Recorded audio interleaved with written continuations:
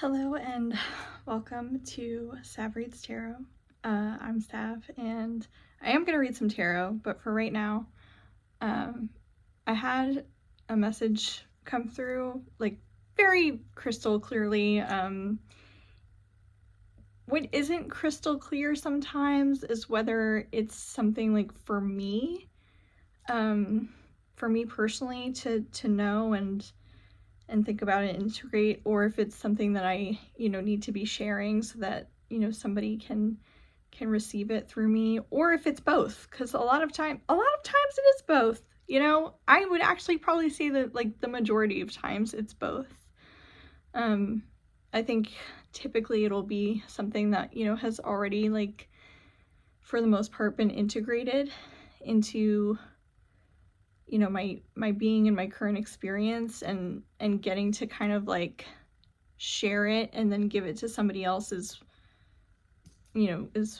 what I think kind of like locks it into place and solidifies it.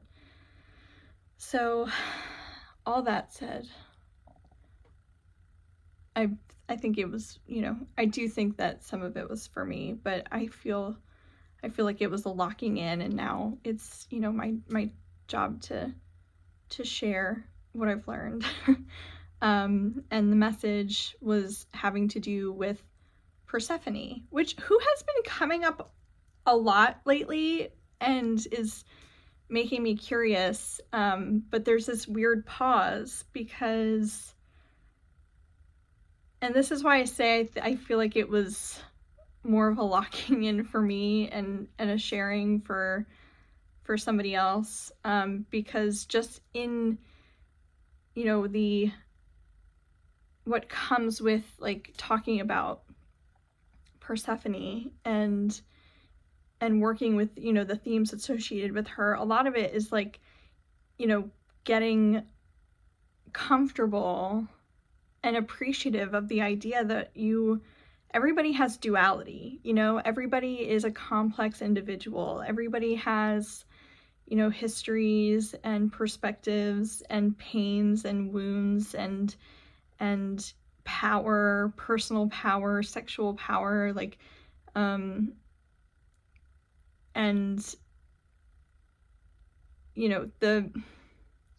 the freedom of choice, not necessarily to choose what your circumstances are, because a lot of people can't do that. Circumstances come and go. They're not fixed. They're not permanent. They're not meant to stay. They're in flow. So choosing them would be kind of, superfluous. But we do have the freedom of choice for how to handle our circumstances. And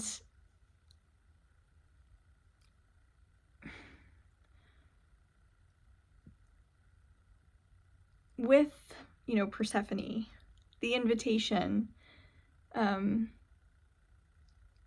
is to kind of like embrace the idea of diving to your own depths and, exploring your shadow and exploring your wounds and exploring like the most disempowered parts of you, so that you can, give light and oxygen and nourishment and love to those parts, and get to know those parts, so that you can, not necessarily drag them out of the shadows, but just like say like you're okay. Like if this is, where you feel safe, like okay, and just being okay with the fact that there even is a shadow, that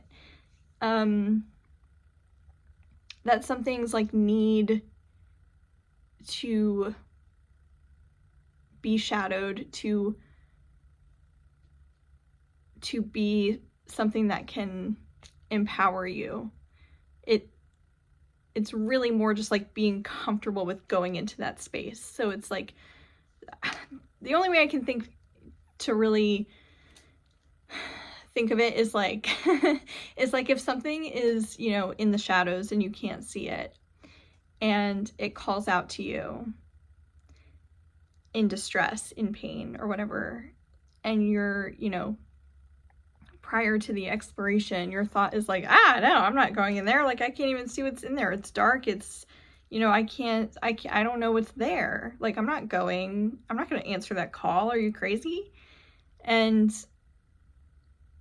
you know, after exploring and getting in touch with and developing a relationship with and a knowing of your own shadows, like, it doesn't mean that, you know, you cast light on everything and now your shadow doesn't exist. That's not what it is at all. It's just that when there's a call coming from the shadow, you can answer it, and you can answer it like comfortably. And not only can you answer it comfortably, but you do it with like, you're almost like honored to do that, you know? It's like it's like you're in service of these parts of yourself, you know? And so the call comes from the shadow, and you are like, you drop everything and you're like, oh yeah, I'll be right there. Just hang on. And so there's a lot of power in that. And it allows your wounds to be like the information that you need to be better, and to seek better and expect better, and to know that you are like a powerful individual who is capable of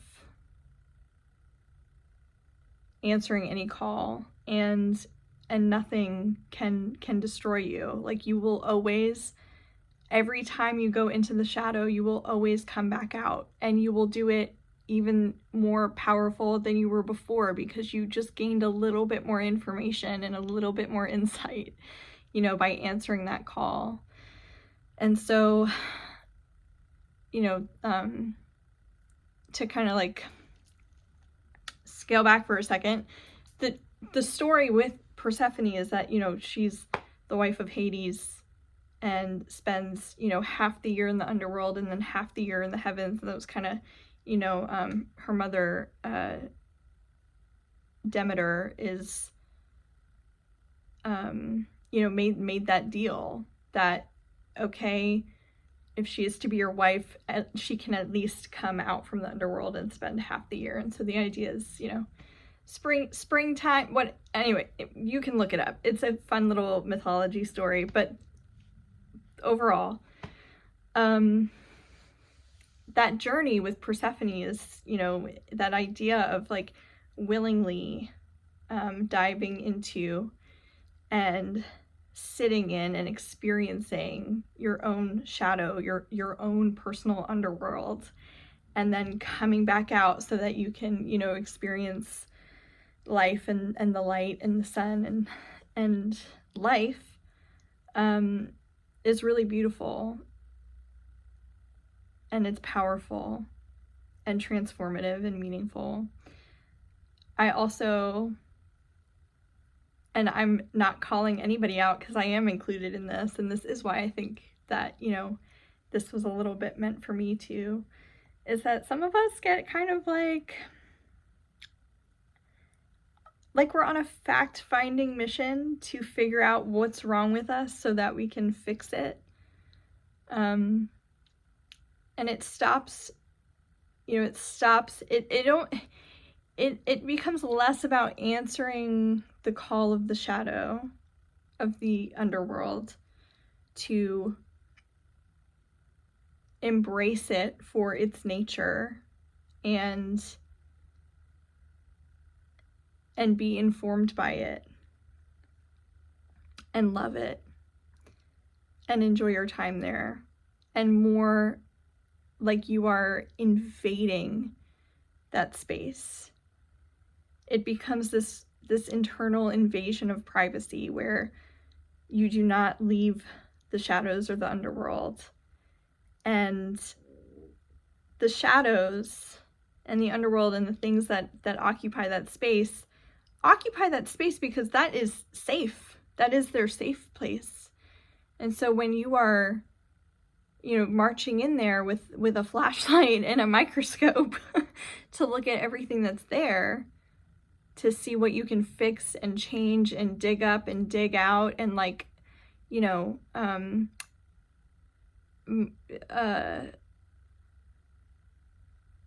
microanalyze and all of these things, it's like it stops being a place that can call to you when it needs you, and it just starts being this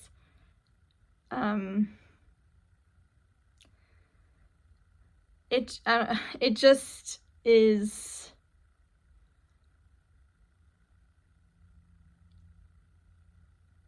it'll swallow you, whole, and it doesn't want to, is the harder thing, is that it's not, your shadow does not want to swallow you. It just wants to protect itself, and you're supposed to be there to show it that it doesn't need protection, and that it can exist as it is, and that it has something to offer. You know, you have something to learn from it. And so if you are just kind of, you know, constantly diving into your underworld, seeing what you can fix about yourself, it just is that is like your underworld, is the idea that you even are, you know, something that needs to be fixed, or that you're just eternally like this problem to solve, before you can get anywhere with anything in life.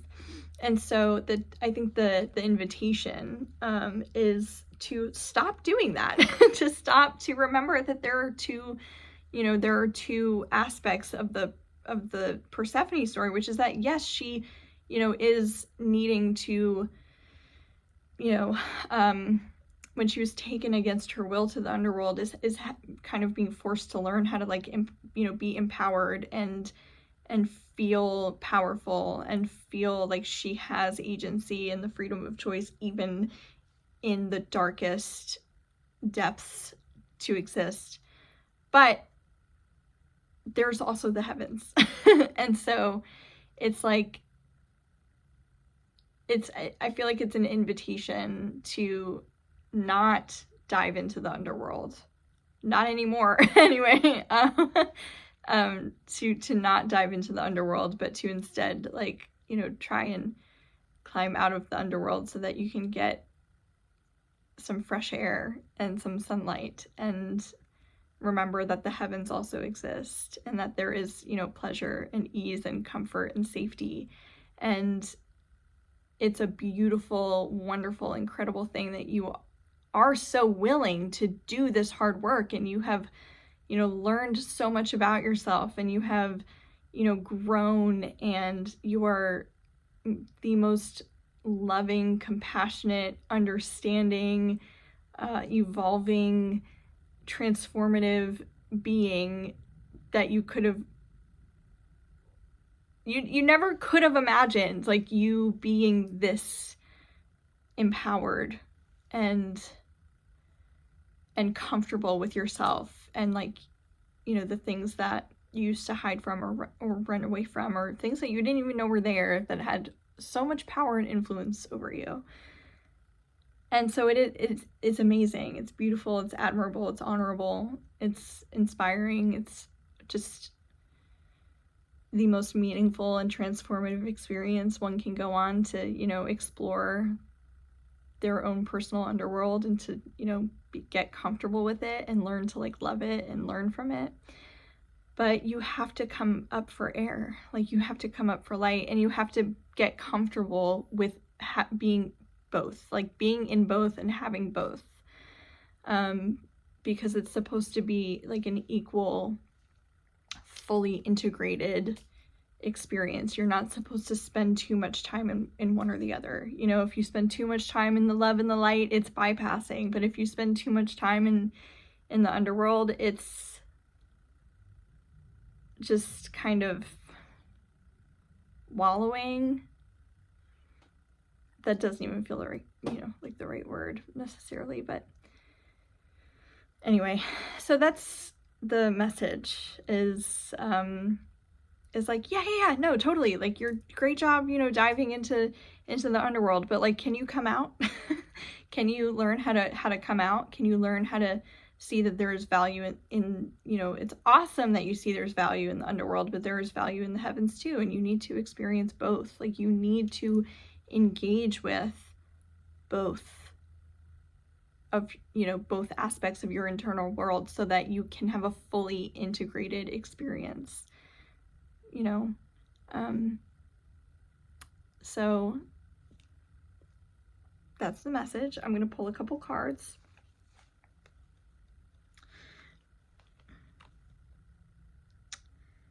This is not the right deck. This is my Kama Sutra deck. And that's not...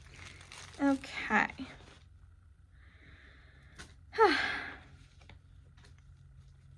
We have death on the bottom of the deck, which is funny.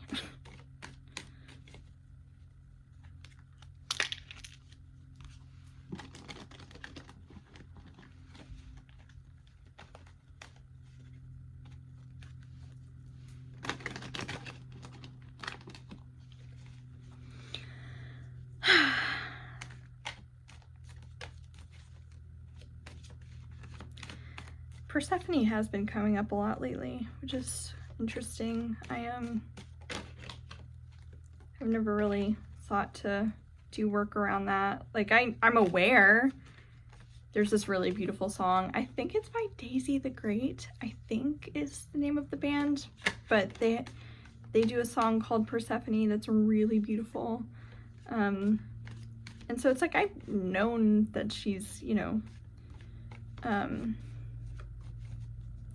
I just haven't, I don't know. Oh, okay.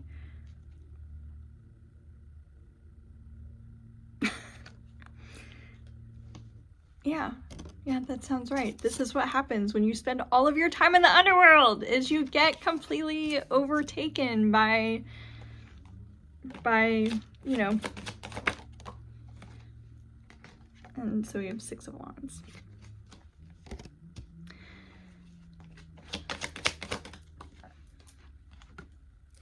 And Page of Pentacles. So, I mean, this is just a massive reiteration of what I was talking about, which is just that you cannot spend all of your thought space trying to,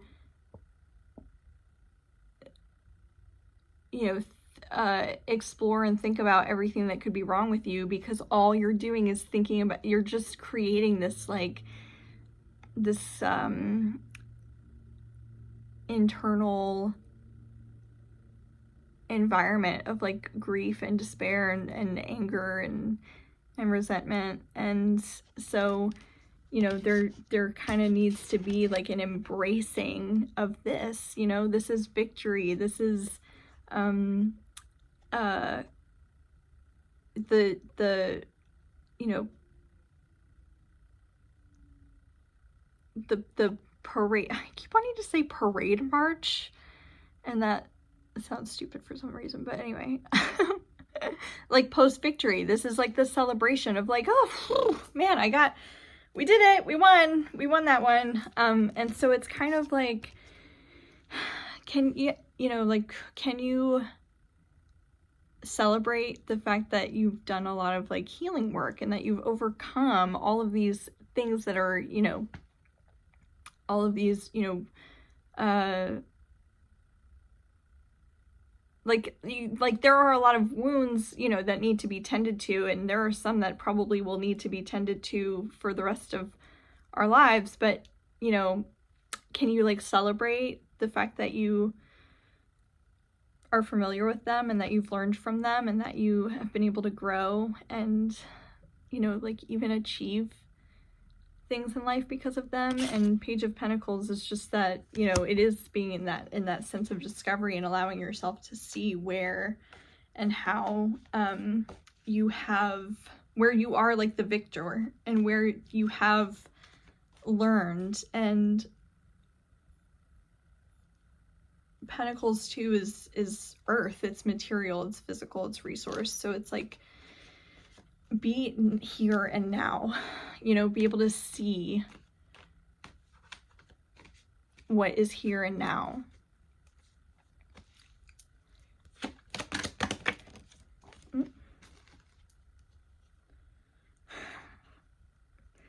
We have 7 of Swords. Oh. It's just like, relax. Like, there is not like, it's so funny because this is such like a back and forth energy. Like, it just keeps going like back and forth, which is, I kind of almost feel like okay. Actually, what this is super strongly feeling like is that you are in a back and forth energy. It's like you can feel victorious. You get to these points where you're like, damn, I have grown so much, and you start seeing like the evidence of that. Like, you start seeing like 10 of Pentacles, really cool things, you know, materializing in your life and in your world, and you see like the growth everywhere in your life. But then so it's kind of like I think that the key and solution to to growth and to like accumulating like new experiences and achievements and things like that is through shadow work a lot of times. And so it's like you start doing, there's like this investment in shadow work because you're like, what can I get? What can I do to and so you start engaging in this like thought process where you're investigating your wounds and your underworld for the purpose of like getting something rather than the purpose of like knowing yourself, which is invasive and unkind towards yourself. And then we have King of Cups. So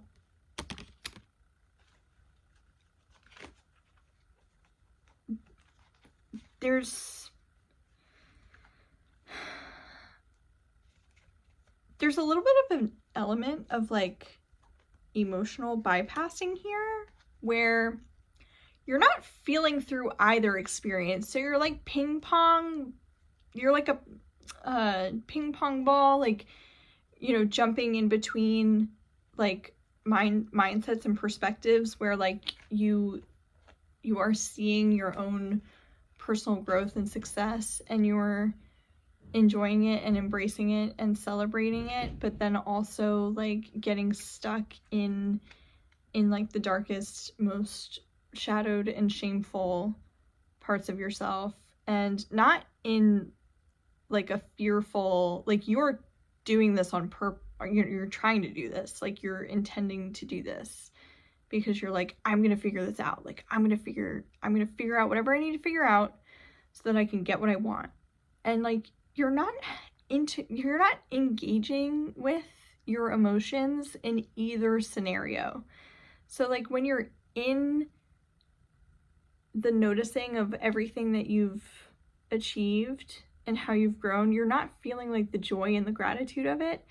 And then when you're in the underworld, you're not feeling your pain. Like there's pain there that needs to be felt and released, and you're not doing that either. And so it's like you need to like you need to experience the broad spectrum of human emotion and do it in, you know, in this balanced and like mature, thoughtful, considerate way. And then we have 7 of Cups, which I think is just like, honestly, I think you just need to like stop thinking. Especially with King of Cups here, I think you need to stop thinking about things and stop thinking about yourself. Not in a, it's just that like there are really cool, important, meaningful experiences that exist in the world, and you know, be open to the idea that they just might be like more interesting and more pleasurable than being just like a permanent resident of your internal world 24/7. And so it's like, you're trying to, it's like you're looking at your life and you're seeing everything that exists in it, and you're like, what can I figure, what answer do I need to like fix you, and what answer do I need to fix you? And you're just kind of like looking at everything, and you're not having this like, you're not experiencing any of it, or like feeling into any of it. You're just like trying to. And then we have Queen of, oh my gosh, see, we have Queen of Cups, Temperance, the Tower. So yeah,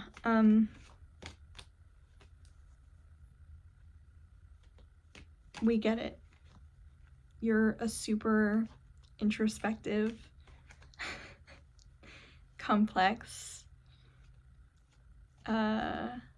character who's capable of, great transformation, and but like, part of that complex nature is the ability to explore, your joy and your creativity and your curiosity and your beauty and your pleasure are, and to engage with those parts too. So that is what the message is today, is you've spent enough time in the underworld. It's time to come out, and it's time to see, what the other side of things is like, and actually like experience it and enjoy it, and allow that to be integrated too, because you need both. So get comfortable with existing in both, and seeing that both have everything to offer you. And that's it.